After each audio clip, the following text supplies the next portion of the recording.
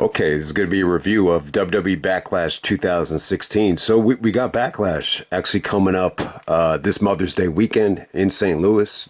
John Cena, Randy Orton. Definitely looking forward to the show. But let's get right down to it, man. This is we're going to go all the way back to September of 2016. So this is a little bit weird. I don't like having Backlash in this spot. I guess it's the Backlash to SummerSlam. But at the time in 2016, this is, the WWE Network is trying to, get more subscribers and become a little bit bigger. And I think because of the women's revolution and, signing AJ Styles, you definitely had a lot of talent at the time. And I thought that the mindset was, we could try to do, brand only pay-per-views and increase the number of pay-per-views. So why not bring back Backlash? So Backlash is actually in September 11th, 2016, from Richmond, Virginia. They do about 7,000 in attendance. Pretty much a WWE Network exclusive. Didn't get a DVD release. I don't think it was available on pay-per-view as well. Overall, I like the show, though. I don't think I ever reviewed this. I might have touched on it. I think I might have touched on it at the time when they were doing the Cruiserweight Classic. And he also had CM Punk, making his UFC debut. I think I touched on like everything in one big video. But hey, man, this is where AJ Styles becomes WWE champion. Long time in the making. I thought the main event was great, though. I think AJ and Dean Ambrose was definitely an awesome match. I think the overall feel of the show feels like Smackdown, though. I'm not going to say that's a negative. It just felt like a really, really good episode of Smackdown, and it was pretty short as well. It was only like 2.5 hours.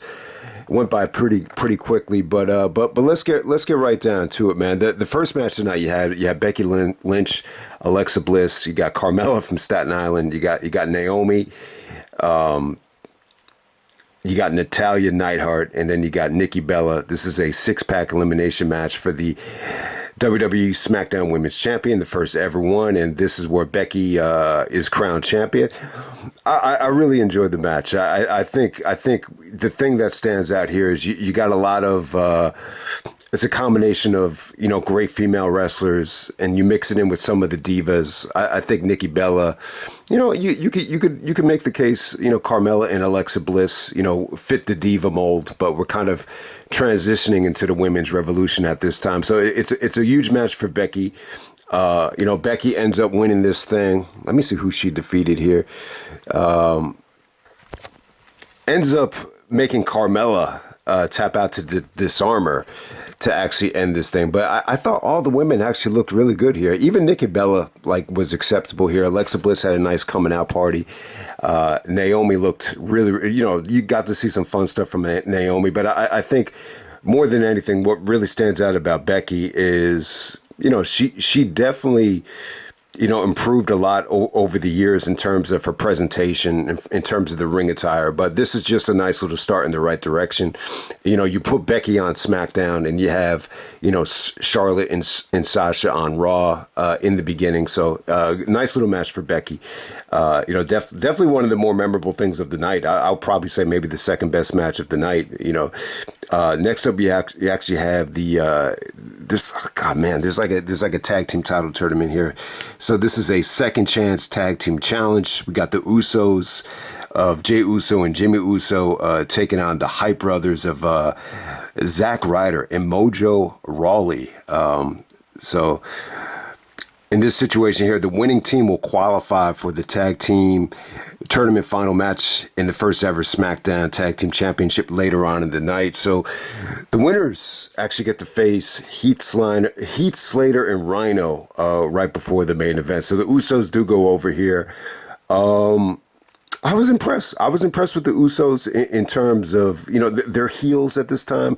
They're being a little bit more strategic. They're going after, Zack Ryder's leg. Some of the drop kicks on the leg actually came off really good here. But, I don't remember Mojo Rawley at all. But, they designed the match for him to get the hot tag. And, Zack was okay here. They were pretty over, but it wasn't really like, it wasn't like overwhelming.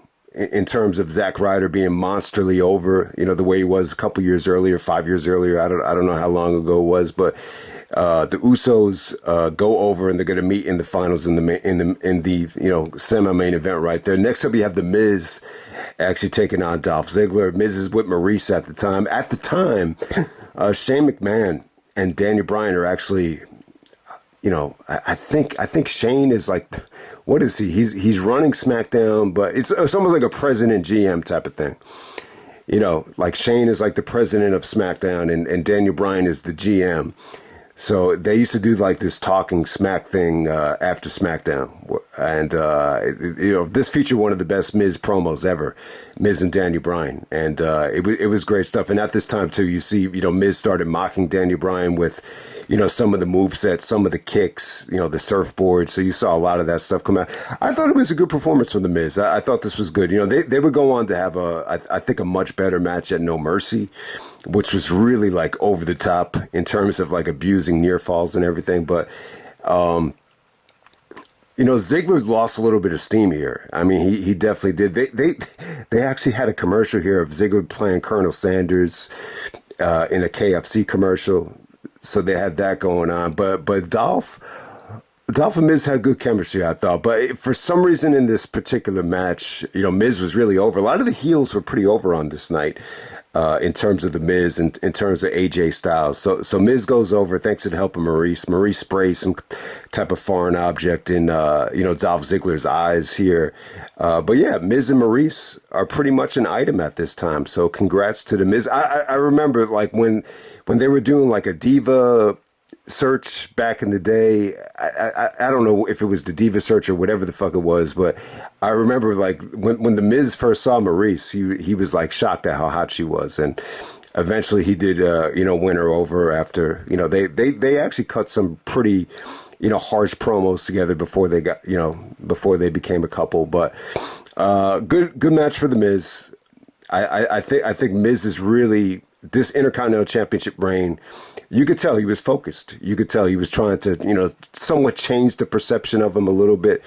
I'm not as crazy about this match as some other people were, but, definitely this is a step in the right direction. I think Miz and Ziggler rocked the house at No Mercy, though. I just remember that match being incredible. But hey, next up we have Bray Wyatt taking on Kane. All right, so Randy Orton is actually, if you remember, he had wrestled Brock at SummerSlam, and Brock really roughed him up hard. They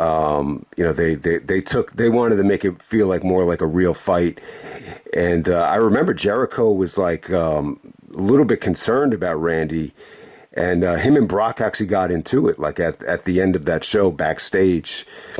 So I do remember that. So it does make sense that Randy still had the concussion and wasn't cleared to wrestle here. But yeah, I mean, they built this Bray Wyatt thing up the whole year, like the whole school year, to the point where they were going to face, at WrestleMania. I think they faced at Backlash, where Orton burned down the Bray Wyatt house or whatever. So I didn't think they Bray Wyatt and Randy Orton deserved like this much of a build, but it was kind of anticlimactic once you got to, I think it was WrestleMania 33. But in this situation here, Kane is actually a substitute for Randy, and they have a no holds barred match. It was okay.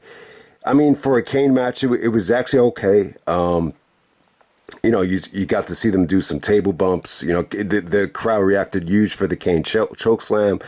Ultimately, Randy actually cost Bray Wyatt the match. They did some sort of run-in at the end. But yeah, it's a rare situation where, they promote something or they advertise something and they don't deliver on it. So, I understand a lot of people were pissed that Randy wasn't able to compete here.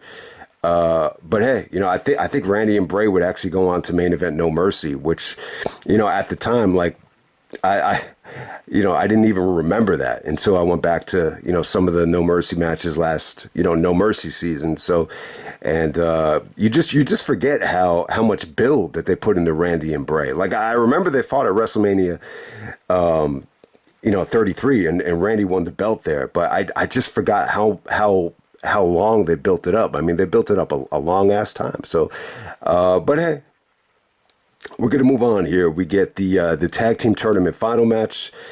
for the first ever WWE SmackDown Tag Team Championship. You get the Usos taking on Heath, Slater, and Rhyno. Heath, Slater, and Rhyno actually win this thing. It's a good moment for both guys. The match was better than expected.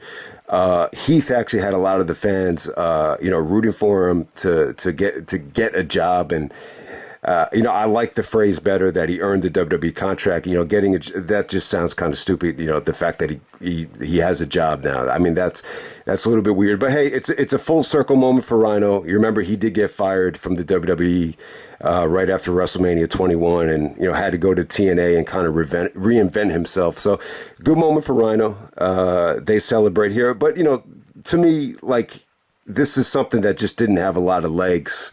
Long term. I kind of saw this very similar to Rhyno and Tajiri winning the tag team titles. Like, all right, it's like a cool moment in the heat of the moment, but, down the road, are you really going to be excited about Rhyno being a tag team champion at this stage? But, they go over the Usos. I thought Usos, look good here, but still, they definitely, both the Jey Uso and Jimmy Uso, definitely had a ways to go in terms of trying to differentiate themselves from each other. But that's a story for another day. We're going to move on to the main event for the World Championship. We got Dean Ambrose taking on AJ Styles. Definitely the match of the night. I would say one of the best matches of 2016. So when I'm looking back on 2016, I think it was a good year. I think it was a step up from the last couple of years that the WWE had. I think the women's revolution definitely helped. Sasha, Charlotte, and then you got Becky winning the title here on SmackDown. I think the Cruiserweight Classic was definitely something out of the box. I think NXT is really starting to pick it up as well at this time. They're trying to get the WWE Network off the ground, so I think that's why there is a sense of urgency to really deliver with a lot of stuff. But yeah, AJ coming to WWE was definitely a big move for him. I think a big move for the company. He came in at the Rumble, and by the end of the year, he's WWE champion. So I would definitely say MVP, a successful year for AJ Styles. I think him winning the MVP was, unanimous. So that's definitely good. But I think, a lot of things to say about this match here. I think it's a great main event.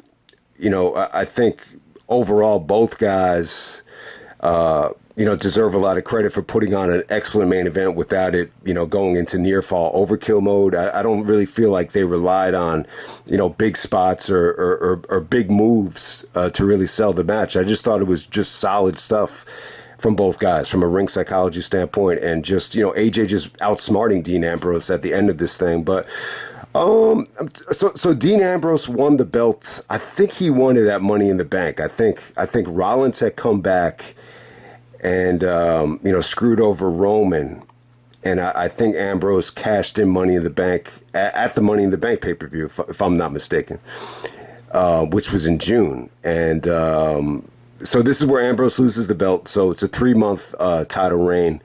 I thought it was good, but at this, so is this around the time where he did the podcast with Austin and he just fumbled, like he just kind of froze, and it was just an awful podcast. Definitely the worst podcast I've seen Austin do. It wasn't really his fault though.